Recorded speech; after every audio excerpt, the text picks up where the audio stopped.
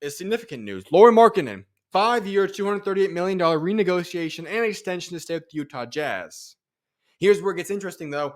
He can't be traded for 1 year. The reason for that is he can't be traded, or he's 6 months out from the time of extension, meaning that 6-month point will be post-trade deadline, meaning you cannot be traded until the next offseason. Okay. Glad that we simplified that. Now, for those that are aware of the situation, he was, you could say, likely the biggest potential trade option on the market for lots of teams. Most commonly talked about is obviously Zach LaVine, who I discussed last show.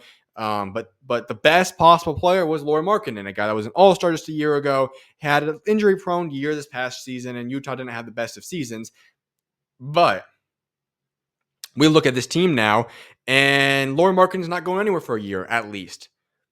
On a side note, that does mean that trades are over, and there were a lot of teams that's not going to get his services now. The main one that makes possible in my mind is that there's no Golden State Warriors trade that's going to happen now for him, which, I think that was the thing that a lot of people expected. The Warriors lose Clay, and while I think it was a good move to make, essentially, they had a hole, and now they can't be filled by him. So we'll see how they pivot. But the point is, there's no reason to talk about any other team because it's only about Utah now. And that being said, you now have a core in Utah.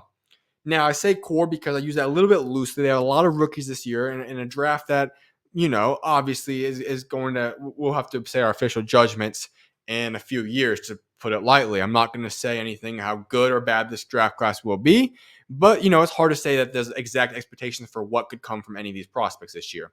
So we look at this team, the essential technicality core here assembled with the Utah Jazz is Lauri Markkanen leads it with Keontae George, obviously pretty much has the keys of the future there at the guard spot.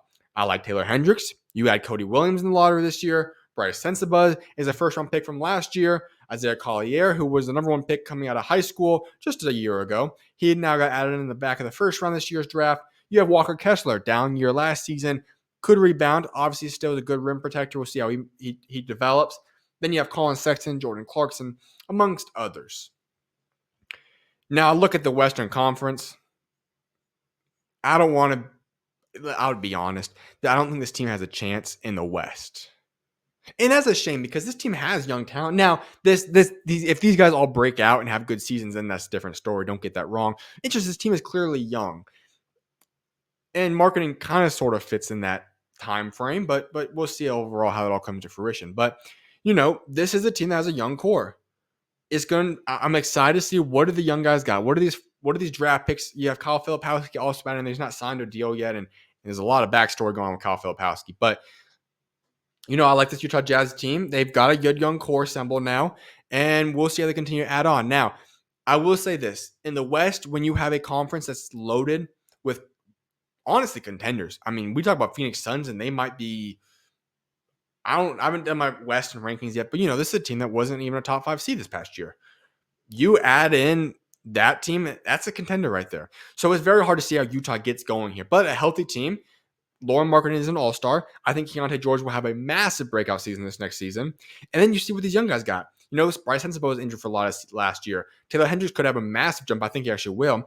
Sexton and Clarkson, good veteran guys that are part of that team. Walker Kessler could have a bounce-back season. Then you have some good rookies. Overall, I do like what the Utah Jazz have done. I think this is a good-looking roster right now. And so we'll see what the Utah Jazz are able to build going forward. But they do lock in Lauri Markkanen. He's going to be a part of this team now for the foreseeable future.